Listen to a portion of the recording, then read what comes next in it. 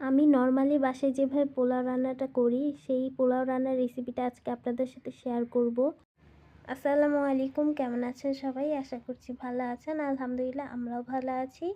তো আমি যে রেগুলার পোলাওটা রান্না করি, প্রায় সময় যে এইভাবে রান্না করি সেভাবেই আজকে আপনাদের সাথে শেয়ার করব। তারপরে প্রথমে এখানে ফ্রাই প্যান গরম করে ঘি দিয়ে দিয়েছি, তারপর সয়াবিন তেল দিয়েছি। এখন এতে আস্ত মশলা ভেজে নিচ্ছি। এখানে 3 টুকরা দারচিনি আছে, এলাচ আছে 3টা আর একটা তেজপাতা। এখন এতে কুচি করা পেঁয়াজ দিয়ে দিচ্ছি। কুচি করা পেঁয়াজ দিয়ে হালকা বাদামি রং করে ভেজে নেব। আর আমার পোলাও রান্নাটা সবাই খুব পছন্দ করে, তবে আমি বেশিরভাগ সময় পোলাও রান্না করি। শুক্রবারে তো কোনো কথাই নেই, শুক্রবারে তো রান্নাই হয় মাস্ট।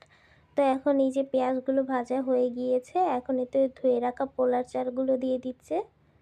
এখানে আমি চিড়ি-গুঁড়া পোলার চাল ব্যবহার করছি। এই পোলার চালগুলো এখন ভালো করে তেলে এই পেঁয়াজের সাথে ভেজে নিব।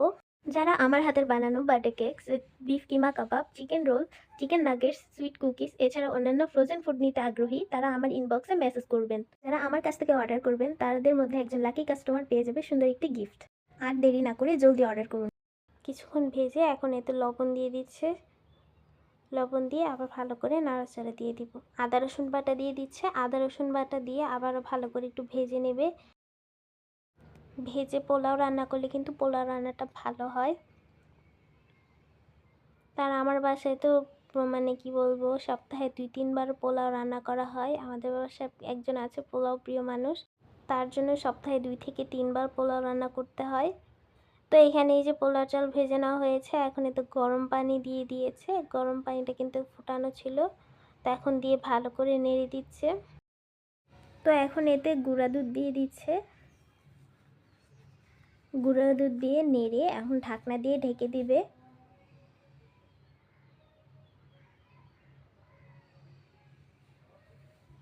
কিছুক্ষণ পর ঢাকনা উঠিয়ে দেখা যাচ্ছে এই যে পোলাও কিন্তু পানি অনেকটা শুকিয়ে এসেছে। এখন ভালো করে নেড়ে দিবে। এখন আবার ঢাকনা দিয়ে ঢেকে দিবে। ঢাকনা উঠিয়ে দেখা যাচ্ছে পোলাও কিন্তু একদম অনেকটা হয়ে এসেছে। এখন একটু নেড়ে দিবে।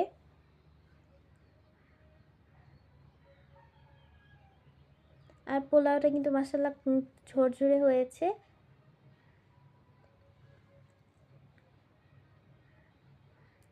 এখন এতে ঘি দিয়ে দিচ্ছে।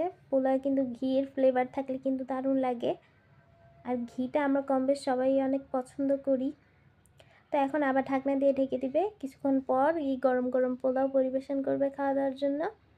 তো কেমন লাগলো আমার এই শর্টকাট পোলাও রেসিপি? আমার ভিডিওটি ভালো লাগলে অবশ্যই লাইক কমেন্ট করবেন এবং একটা শেয়ার করে দিবেন। ভালো থাকবেন সবাই। আল্লাহ হাফেজ। আসসালামু আলাইকুম। আর হ্যাঁ, আমার হাতে বানানো সমস্ত খাবার এবং ফ্রোজেন ফুড নিতে চাইলে অবশ্যই তাড়াতাড়ি ইনবক্সে মেসেজ করুন। আল্লাহ হাফেজ।